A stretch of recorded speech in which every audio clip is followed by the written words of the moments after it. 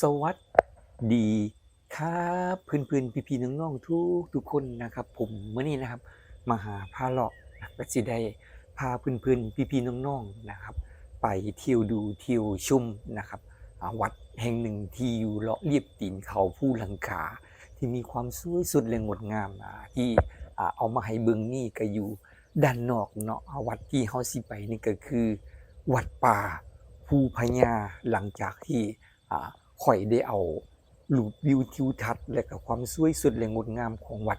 ถ้ำพวงที่ติดกันกับวัดป่าภูพญาได้เอาลงไปแล้วให้เพื่อนๆพี่ๆน้องๆได้รับชมกันแล้วเนาะต่อไปนี้เราก็มารับชมความสวยสดและงดงามของวัดป่าภูพญาอันเป็นวัดป่าของพระสายพระป่ากรรมฐานสายหลวงปู่หมั่นผู้ริทัตโตเนาะพระอรหันตเจ้าที่อยู่สายวัดป่า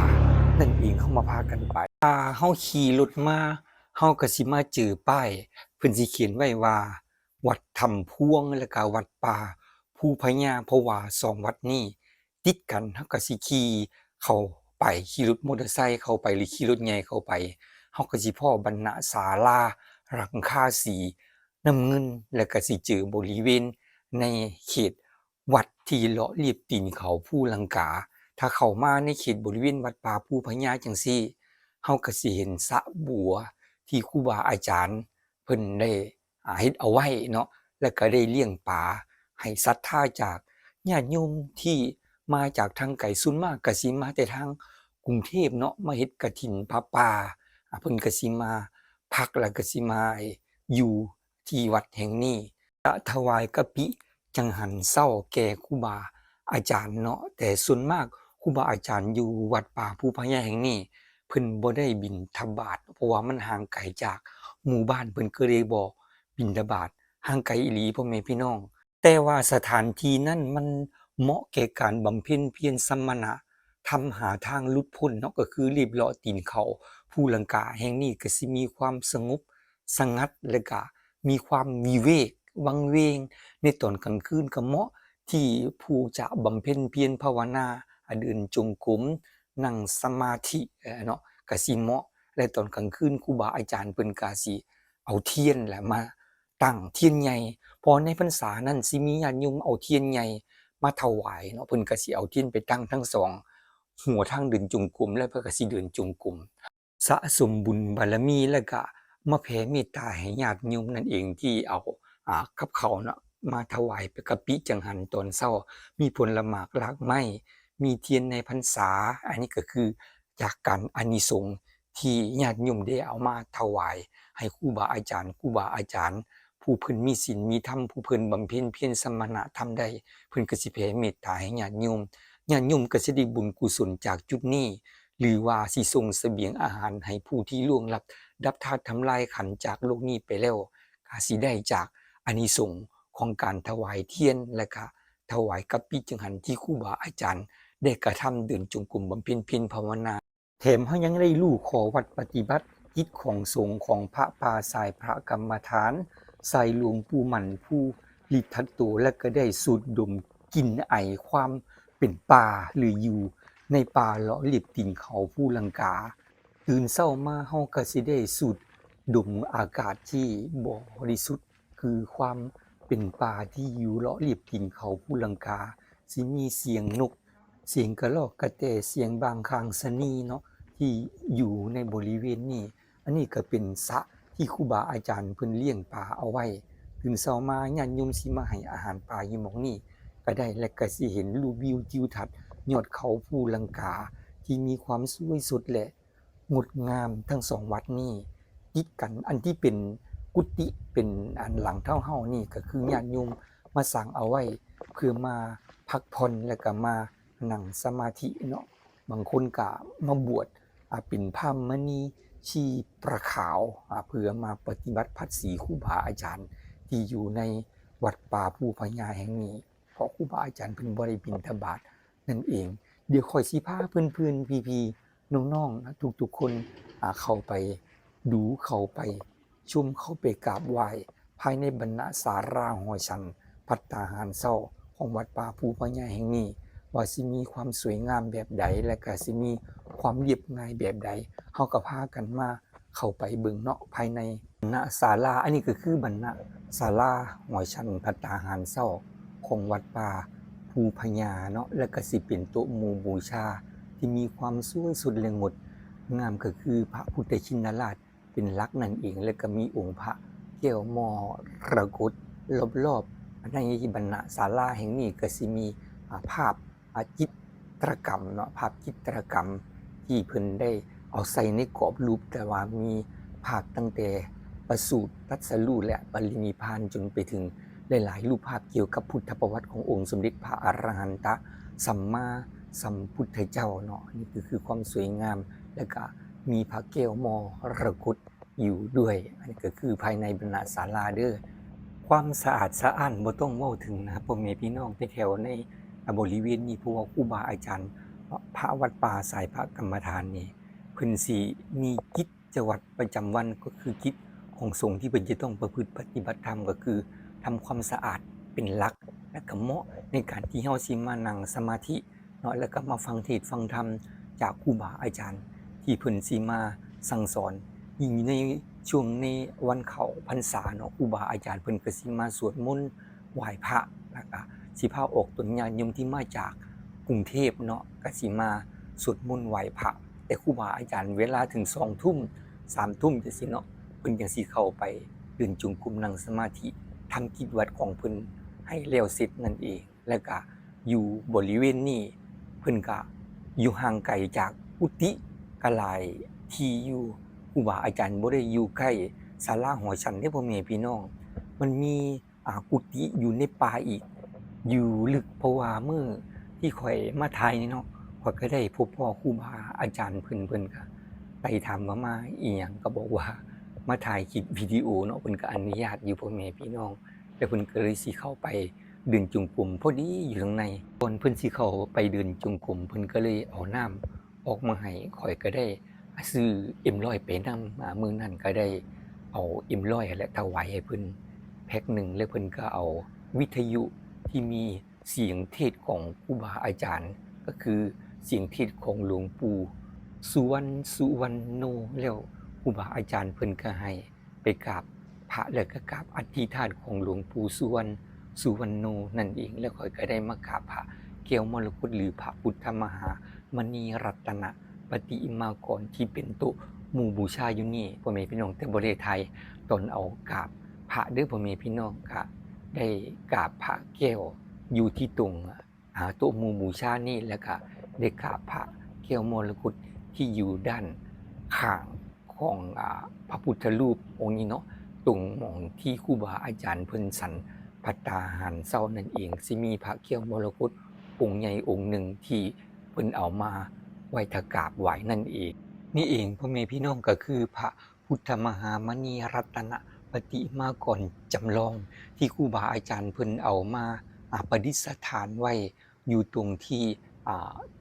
ฉันภัตตาหารเช้าแล้วครูบาอาจารย์เพิ่นก็เวลาเพิ่นสิมาสันเขาเนาะเพิ่นก็สิได้กราบพระพุทธรูปองค์นี่ก็คือพระพุทธมหามณีรัตนปฏิมากรนั่นเองบ่ว่าสิไปวัดใดก็อย่าที่อยู่เลาะริมตีนเขาภูรังกานั่นก็สิมีแต่รูปเหมือนของพระแก้วมรกตหรือพระพุทธมหามณีรัตนปฏิมากรเนาะเพราะว่าพระพุทธรูปองค์นี้หรือพระแก้วมรกตองค์นี้เป็นพระพุทธรูปที่มีความศักดิ์สิทธิ์ที่เกี่ยวโยงกับศาสตร์และก็บ้านเมืองและผู้คนศรัทธาทั้งหลายและก็มีความงดงามพร้อมเพราะว่าองค์พระพุทธมหามณีรัตนปฏิมากรนี้เป็นพระพุทธรูปที่มีเรื่องราวที่กล่าวขานในความศักดิ์สิทธิ์ลึกลับมหัศจรรย์มากถ้าผู้ใดได้ไปกราบหรือว่าผู้ใดมีไว้สักการะบูชาเนาะองค์พระพุทธมหามณีรัตนปฏิมากรองค์นี้เพิ่นก็สิเปรียบนั่นแหละครูบาอาจารย์เพิ่นจึงเอามาไว้ที่บรรณศาลาหอฉันตรงนี้ก็สิมีเปรียบเอาไว้ว่าตัวพระแก้วมรกตนั่นก็เปรียบเสมือนพญานาคราชที่อยู่ในตระกูลทั้ง4ก็คือเอระปัฏฐพญานาคราชตระกูลสีเขียวแล้วก็พระพุทธมหามณี รัตนปฏิมากรหรือองค์หลวงพ่อพระแก้วมรกตนั้นเพิ่นก็มีรูปกายเป็นสีเขียวแถมยังเป็นยกหรือเป็นมรกตที่เทวบุตรเทวดาลงมาสร้างนอกนั้นก็เป็นบุคลาธิฐานเด้อพ่อแม่พี่น้องเพราะว่ามันเป็นเรื่องที่ลี้ลับมหัศจรรย์และก็เป็นสิ่งที่มนุษย์สามัญชนคนธรรมดาแบบเฮาบ่รู้เนาะบ่มีเรื่องราวเกี่ยวกับฌานเกี่ยวกับญาณนอกจากพระอรหันต์เท่านั้นก็คือพระนาคเษนเถระเจ้านั่นเองเพิ่นอยากได้พระพุทธรูปที่เป็นองค์ตัวแทนขององค์สมเด็จพระผู้มีพระภาคเจ้าแล้วเพิ่นก็ได้ตั้งปณิธานเอาไว้แล้วพอเพิ่นตั้งปณิธานเอาไว้แล้วก็ฮ้อนถึงเทวบุตรเทวดาก็คือว่านั่นแหละเพิ่นกล่าวเอาว่าในตำนานเนาะที่ผู้คนก็ได้เอาลงไปแล้วก็ได้ฟังมาหลายแล้วก็ได้กล่าวเอาไว้ว่าพระนาคเษนเพิ่นอยากสร้างพระพุท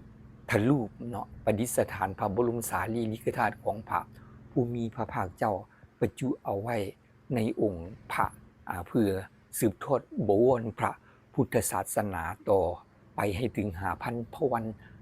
ษาก็คือ5,000 ปีนั่นเองแล้วพระอนาคเษนเถระเจ้าเนาะก็ได้กล่าวเอาไว้ว่าคือว่าอะไรเป็นเรื่องลี้ลับมหัศจรรย์ว่าเทวบุตรเทวดาหรือท้าวสักกรินเทวราชหรือพระอินทร์เนาะได้ไปเอามรกตมาจากขอบจักรวาลก็ยักษสีรักษาเอาไว้เพื่อสิได้มาก็ยากลำบากเนาะมรกตนั่นเองที่เพิ่นได้เอามาแล้วก็พระอินทร์ได้ใส่ให้พระวิษณุกัมมเทวบุตรเป็นผู้แกะสลักลวดลายองค์พระแก้วมรกตนั่นเองก็คือแกะสลักรูปเหมือนพระผู้มีพระภาคเจ้าเนาะตอนพระพุทธองค์ได้ขึ้นไปจำพรรษาอยู่บนสวงสวรรค์ชั้นดาวดึงสาจักรเทวโลกเพราะว่าเทวบุตรเทวดาเพิ่นอายุหลายเนาะเป็นคันเป็นสวรรค์ชั้นจาตุมหาราชิกานี่ก็สิ5,000 ปีของเมืองมนุษย์เท่ากับ1วันของสวรรค์ชั้นนั้นแล้วก็ดาวบดึงสาจักรเทวโลกนั้นก็สิมีหลายคนนี้แล้วเทวบุตรเทวดาเพิ่นก็สิได้เห็นองค์สมเด็จพระผู้มีพระภาคเจ้าขึ้นไปโปรดพุทธมารดาแล้วเพิ่นก็ได้จำรูปกายหรือมหาปุริลักขณะ32ประการของพระพุทธเจ้าเนาะหรือของพระพุทธองค์เอาไว้นั่นเองแล้วพระวิษณุเพิ่นก็ได้มาแกะรูปเหมือนเป็นพระแก้วมรกตหรือพระพุทธมหามณีรัตนปฏิมากรองค์นี้นี่เองแล้วพระนาคเษนเถระเจ้าเพิ่นก็ได้อธิษฐานพระบรมสารีริกธาตุประจุเอาไว้ในองค์พระพุทธมหามณีรัตนปฏิมากรหรือองค์หลวงพ่อพระแก้วมรกตนี่ก็คือตำนานหรือเรื่องเล่าที่เป็นสิ่งมหัศจรรย์ที่สามัญชนคนธรรมดาบ่สามารถรู้เห็นเป็นจริงได้และก็ยากที่ผู้คนจะเชื่อนอกจากที่ครูบาอาจารย์เพิ่นเทศน์แล้วค่อยก็ได้รับดูรับชมรับฟังมาจากครูบาอาจารย์เพิ่นได้เว้าให้ฟังเนาะผู้เพิ่นมีความรู้ผู้เพิ่นบำเพ็ญเพียรภาวนาได้ถึงซึ่งอัตซึ่งธรรมเพิ่นครูบาอาจารย์เพิ่นไปเห็นในพ่อแม่พี่น้องเพิ่นจึงได้เว้าออกมาให้ลูกศิษย์ลูกหาได้ฟังก็ซั่นเฮาก็บ่เชื่อแหล้วเนาะเพราะว่าครูบาอาจารย์เพิ่นก็เป็นครูบาอาจารย์เพิ่นเว้าอันใดมาก็แสดงว่ามันเป็นจริงและก็บางสิ่งบางอย่างครูบาอาจารย์ก็สิให้กำลังใจลูกศิษย์ลูกหาให้บำเพ็ญสัมมณธรรมให้รู้ถึงซึ่งธรรมะหรือคุณธรรมอันวิเศษขององค์สมเด็จพระผู้มีพระภาคเจ้าก็เป็นได้แล้วที่วัดป่าภูพญาแห่งนี้ก็มีพระสุปฏิปันโนเนาะค่อยชื่อว่าเป็นพระสุปฏิปันโนเป็นผู้รู้แจ้งเห็นจริงธรรมะของพระพุทธเจ้าเนาะก็คือหลวงปู่สุวรรณโนเนาะเพิ่นก็ได้ประจำอยู่วัดป่าภูพญาแห่งนี้หลวงปู่ก็มีชื่อเสียงที่โด่งดังพอสมควรเพราะว่ามีแต่โยมกรุงเทพมากราบไหว้สักการะบูชาแล้วก็มาฟังเทศน์ฟังธรรมของหลวงปู่ที่วัดป่าภูพญาแห่งนี้ก็พร้อมด้วยเอาพระพุทธมหามณีรัตนปฏิมากรองค์นี้มาถวายประจำเป็นพระพุทธรูปที่อยู่ในบรรณศาลาหอฉันภัตตาหารเช้าของวัดป่าภูพญาแห่งนี้ตรงที่เพิ่นสันภัตตาหารเช้าพอดีเลยพ่อแม่พี่น้อง ตรงนี้ก็สิเป็นรูปเหมือนเนาะที่เพิ่นถ่ายรูปเหมือนของหลวงปู่สุวรรณโนเอาไว้หลวงปู่สุวรรณโนเพิ่นก็ได้มรณภาพไปแล้วเด้พ่อแม่พี่น้องเอ้ยนี่ก็คืออธิษฐานของเพิ่นเนาะเพิ่นได้มรณภาพไปแล้วหลวงปู่สุวรรณโนนี่เพิ่นเป็นลูกศิษย์ของพระอาจารย์ใหญ่สายพระป่ากรรมฐานสายหลวงปู่มั่นผู้ริทัตโตเพิ่นก็ทันฮอดพร้อมหลวงปู่เสานี่พ่อแม่พี่น้อง หลวงปู่สุวรรณโนองค์นี้นี่เพิ่นจึงมีชื่อเสียงที่โด่งดังแล้วก็ญาติโยมได้มาติดตามเพิ่นนี่ก็คืออธิษฐานของเพิ่นเนาะแต่ก็บ่ได้เปิดเบิ่งเพราะว่าครูบาอาจารย์เพิ่นบ่ได้อนุญาตเนาะก็ได้เพิ่นก็เบิ่งอยู่แถวๆนั้นแหละครูบาอาจารย์เพิ่นก็บอกว่าให้ไทยเอารูปหลวงปู่มาลงนำอันนี้ก็ค่อยก็ขอเผยแพร่รูปภาพหลวงปู่สุวรรณโนเนาะพระอริยสงฆ์เจ้าองค์หนึ่ง ในสายพระปากรรมฐานสายหลวงปู่มันผู้ริทัตโตนั่นเองค่อยถือว่าหลวงปู่ครูบาอาจารย์รูปนี้เนาะเพิ่นได้สร้างวัดป่าภูพญามากะด้วยน้ำพักน้ำแรงแล้วก็เสียงเทศน์ของหลวงปู่เนาะสามารถดึงดูดศรัทธาญาติโยมจากกรุงเทพให้มาเข้าวัดฟังธรรมจำศีลบำเพ็ญเพียรภาวนาที่วัดป่าภูพญาแห่งนี้ได้ก็แสดงว่าครูบาอาจารย์ก็บ่ธรรมดาที่สามารถทำให้วัดแห่งนี้มีความเจริญและก็มีความสวยสุดและงดงามรอบๆตีนเขาภูรังกาถึงแม้ครูบาอาจารย์สิบ่สามารถออกไปบิณฑบาตที่อยู่ในบ้านได้เพราะว่ามันห่างไกลแต่ครูบาอาจารย์ก็สามารถดำรงชีวิตของพระป่าสายพระกรรมฐานสายหลวงปู่มันภูริทัตโตได้เป็นอย่างดีนั่นเอง เดี๋ยวข้อยสิพาเพื่อนๆพี่ๆน้องๆไปเที่ยวดูเที่ยวชมบรรณศาลาที่หลวงปู่สุวรรณโนองค์นี้เพิ่นได้มีปณิธานได้สร้างโบสถ์เอาไว้เพื่อทำกิจของสงฆ์สวดโอวาดาพระปาติโมกข์ในวันพระขึ้น15ค่ำแล้วก็14ค่ำนั่นเองครูบาอาจารย์เพิ่นจึงได้สร้างโบสถ์หลังนี้เอาไว้ ให้ผู้คนได้มาบวชกุลวุฒิลูกหลานที่จะเข้ามาบวชในบวรพระพุทธศาสนากะมาทำพิธีอยู่โบสถ์แห่งนี้ได้ที่เป็นโบสถ์มีความสวยสุดและงดงามที่อยู่เลาะเลียบตีนเขาภูลังกาแห่งนี้แถมยังอยู่ในป่าอีกเดี๋ยวข้อยสิพาเพิ่นๆพี่ๆน้องๆเนาะออกไปเบิ่งโบสถ์ที่ครูบาอาจารย์หรือหลวงปู่สุวรรณโนองค์นี้เพิ่นได้สร้างเอาไว้ อยู่อีกฝั่งหนึ่งของบรรณศาลาหอฉันวัดป่าภูพญาเฮากามาพากันไปเบิ่งกันเนาะพ่อแม่พี่น้องไปะอันนี้ก็คือโบสถ์เนาะไว้ลงซึ่งอุโบสถศีลสวดโอวาดาพระปาติโมกข์เนาะเป็นโบสถ์ที่หลวงปู่สุวรรณคำเพิ่นได้ตั้งปณิธานเอาไว้ได้สร้างโบสถ์เอาไว้นี้เอาไว้ทำกิจของพระสงฆ์องค์ข้าเจ้าที่จะมา ลงอุโบสถสวดพระปาติโมกข์นั่นเองเนี่ยก็คือบริเวณเลาะเลียบตีนเขาภูลังกาแห่งนี้แถมยังมีโบสถ์ที่มีความสวยงามตั้งอยู่ตระหง่านในป่าลึกก็คือเลาะเลียบตีนเขาภูลังกาแถมยังมีภูลังกาล้อมรอบเป็นรูปวิวทิวทัศน์ที่มีความสวยสดและงดงามมากแล้วก็สิเห็นป้ายเนาะพ่อแม่พี่น้องเห็นป้ายเขียนไว้ว่าวัดป่า ภูพญาอันนี้เป็นลักษณะโบสถ์ออกลักษณะทางล้านนาไทยแถวภาคเหนือนั่นเองแล้วก็สิมีความสวยงามเนาะเป็นป้ายเขียนชื่อบอกวัดป่าภูพญาและเพิ่นก็สิตกแต่งเป็นรูปธรรมจักรแล้วก็ตกแต่งเป็นส่วนหย่อมเล็กๆน้อยๆอันเป็นชื่อวัดป่าภูพญาที่เกี่ยวกับพญานาคราชหรือตู่องค์พญา นาคคำว่าพญาคนอีสานเปรียบเหมือนกับเป็นพญาหรือเป็นเจ้าเมืองที่อยู่วัดแห่งนี้ก็บ่ฮู้ว่าเป็นพญานาคผู้หญิงหรือผู้ชายเนาะเพศหญิงหรือเพศชายเราก็บ่สามารถรู้ได้เพราะว่าตั้งชื่อวัดป่าภูพญาก็ได้ขึ้นชื่อว่าแล้วว่าเป็นหัวหน้าของเหล่าพญา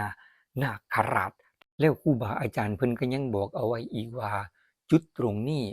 เหมาะที่จะสร้างโบสถ์และก็สร้างวัดวาอารามเอาไว้ให้ผู้คนได้มากราบไหว้สักการะ บูชาเนาะมาประพฤติปฏิบัติศีลปฏิบัติธรรมแล้วก็เห็นรูปวิวทิวทัศน์ที่มีความสวยสดและงดงามนี่ก็คือยอดเขาภูลังกานั่นเองกะบ่ใกล้บ่ไกลพ่อแม่พี่น้องจากถ้ำนาคาเนาะบ่ห่างไกลกันปานใดแล้วเราก็มาเห็นความสวยสดและงดงามของโบสถ์ล้านนาไทยแถวๆออกภาคเหนือแล้วก็ทางสปป.ประเทศลาวเนาะเราก็สิเห็นหลังคาสีน้ำเงินแล้วก็เข้ากันขนาดกับล้อมรอบภูเขาแห่งนี้ก็คือภูลังกาที่มีต้นไม้หรือป่าไม้เขียวชอุ่มชุ่มชื้นเบิ่งด้านข้างแล้วก็มาเบิ่งด้านทางหน้าเนาะข้อยสิจับภาพวิวแล้วความสวยงามเนาะของรอบๆบริเวณโบสถ์แห่งนี้ให้เพื่อนๆพี่ๆน้องๆได้รับดูรับชมนี่ก็คือความสวยงามเด้อพ่อแม่พี่น้องนี่และเห็นยอดเขาภูลังกาลักษณะที่คล้ายๆเป็นแอ่งกระทะมันสิอ้อมวัดไว้เลยพ่อแม่พี่น้องนี่สิเป็นอ้อมวัดไปเลยแล้วก็ในรอบบริเวณก็สิเป็นป่าไม้เนาะแล้วก็สิมีสระน้ำที่ครูบาอาจารย์เพิ่นได้สร้างแล้วก็ได้ขุดเอาไว้แบบเลี้ยงปลาเอาไว้ให้ศรัทธาจากญาติโยมมาจากกรุงเทพเพิ่นได้มาให้อาหารปลาแล้วก็เป็นสนามแล้วก็เป็นสนามหญ้าเอาไว้ให้ศรัทธาจากญาติโยมบ่ว่าสิเป็นทางใกล้ทางไกลเนาะได้มาจากกรุงเทพก็สิได้มาปักกฏเนาะหรือมานั่งสมาธิภาวนาอยู่สนามหญ้าแห่งนี้เพราะว่ามันเป็นสถานที่ที่ครูบาอาจารย์เพิ่นสร้างเอาไว้ต้อนรับญาติโยมเพื่อเพิ่นสิได้ให้ญาติโยมนั้นมาฟังเทศน์ฟังธรรมจากครูบาอาจารย์นั่นเองอันนี้ก็คือความสวยสดและงดงามเนาะที่อยู่ภูลังกาหรือวัดป่าภูพญาแห่งนี้เดี๋ยวข้อยสิพาเพื่อนๆพี่ๆน้องๆทุกๆคนนะครับเข้าไปเบิ่งภายในบรรณศาลาหรือโบสถ์แห่งนี้ว่าสิมีความสวยงามจังใดเนาะแต่ก่อนโบสถ์หลังนี้ยังสร้างบ่แล้วเดะข้อยก็เคยไปถ่ายแล้วก็เคยเอาลงไปแล้วหลายปีให้หลังเนาะบ่รู้ว่าจักปีมาแล้วเนาะข้อยเคยเอาลงไปแล้วแต่ว่ายังสร้างบ่แล้วตอนนั้นแต่ตอนนี้โบสถ์หลังนี้ได้สร้างแล้วก็มีความสวยสดและงดงามมากพ่อแม่พี่น้องเฮาก็พากันมาเข้าไปรับดูรับชมความสวยงามที่อยู่ภายในโบสถ์แห่งนี้กันเนาะเฮาก็พากันมาไปกันไปสวัสดีครับเพื่อนๆพี่ๆน้องๆทุกท่านนะครับผมวันนี้นะครับผมก็ได้พาเพื่อนๆพี่ๆน้องๆนะครับมาเที่ยวดูเที่ยวชมนะครับภายในเขตบริเวณวัดป่าภูพญานะครับอันเป็นวัดพระป่าสายพระกรรมฐานสายหลวงปู่มั่นภูริทัตโตนะครับแล้วก็เป็นวัดที่มีความสวยสดและงดงามนะครับที่อยู่เลาะรีบตีนเขาภูลังกานะครับอันนี้ก็อยู่ภายในโบสถ์นะครับภายในโบสถ์เข้าไปรับดูรับชมความสวยสดและงดงามขององค์พระพุทธรูปกันนะครับไปอันนี้นะครับก็สิเป็นพระพุทธรูปปางนาคปกนะครับเป็นพุทธรูปปางนาคปกเก้าเสียนที่อยู่ภายในโบสถ์วัดป่าภูพญาเนาะนี่ก็สิอยู่เป็นพระพุทธรูปปางนาคปกสำหรับผู้ที่เกิดวันเสาร์เนาะผู้ที่เกิดวันเสาร์พญานาคราชเก้าเสียนเอาพระพุทธองค์นั่งอยู่บนคดกระนุกของพญานาคราชสามชั้นเนาะพญานาคราชคดกระนุกเป็นสามชั้นให้พระพุทธองค์ได้นั่งนั่นเองแล้วก็เป็นฐานดอกบัวนี่ก็คือใกล้ๆเป็นหินพ่อแม่พี่น้องเป็นหินแกะสลักเนาะเป็นหินแกะสลักนี่ก็คือความสวยงามของพระพุทธรูปปางนาคปกเด้อดีเด้อนี่บึงกันใกล้ๆแล้วก็บึงไกลๆเนาะแล้วก็ชมรอบๆองค์พระพุทธรูปนะครับชมรอบองค์พุทธรูปอันนี้ก็คือด้านหลังเนาะด้านหลังของพุทธรูปก็สิมีความสวยงามนะครับความสวยงามก็สิมีฝั่งทับทิมแล้วก็เป็นลายรอยธรรมจักรเนาะเป็นลายธรรมจักรที่อยู่ด้านหลังของพระพุทธรูปนะครับนี่อันนี้จากลำตัวของพญานาคราชนะครับนี่นะครับที่พญานาคราช คดกระนกนะครับนี่นะครับคดกระนกหรือคดตัวเป็น3ชั้นนะครับเป็นฐานในพระพุทธองค์ได้นั่งนะครับเป็นปางคนเกิดวันเสาร์นะครับนี่ก็คือความสวยงามของพระพุทธรูปแกะสลักที่ผู้คนได้เอามาถวายนะครับที่ผู้คนเอามาถวายก็จะมีออกตุนญาติโยมจากกรุงเทพนะครับเป็นส่วนมาก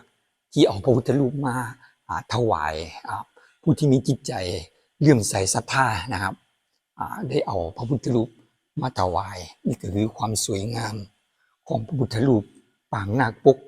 เก้าเสียนเบิ่งพระพุทธรูปปางนาคปกแล้วเขาก็เบิ่งองค์พระพุทธชินราชจำลองนะครับ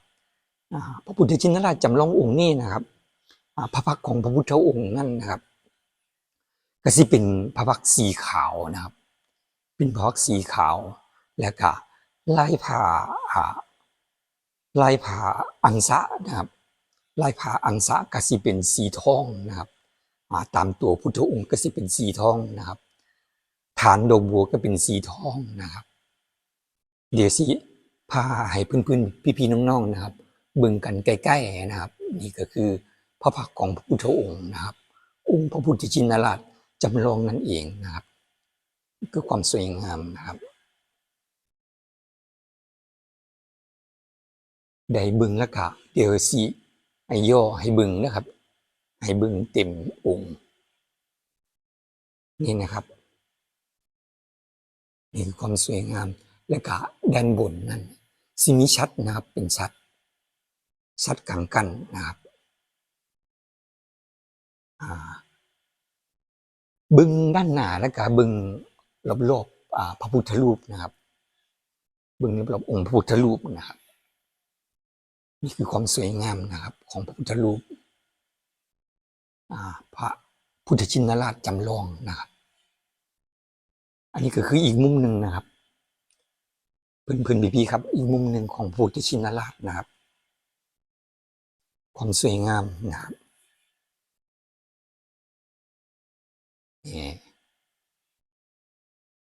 หลังจากเข้าได้รับชมภายในกันแล้วก็ออกไปเบิ่งภายนอกกันเนาะอันนี้ก็คือหลังคาโบสถ์เนาะก็คือโซฟานั่นเองโซฟาที่ลักษณะคล้ายๆทางสปป.ประเทศลาวเลยก็ลักษณะคล้ายๆทางล้านนาไทยแถวภาคเหนือนั่นเองมีโซฟาแล้วอันนี้ก็คือใบละกาหรือใบละกานี่ก็สิเป็นรูปของพญานาคราชซึ่งตกแต่งได้สวยงามคล้ายๆทำแบบเนื้อเงินเนาะหรือนวะโลหะสแตนเลสออกคล้ายๆเงินมีความสวยงามมากอันนี้ก็คือด้านนอกของโบสถ์เนาะโบสถ์วัดป่าภูพญานี่ค่อยว่ามันเป็นคล้ายๆแอ่งกระทะเพราะว่าเป็นภูลังกานี่อ้อมอ้อมวัดป่าภูพญา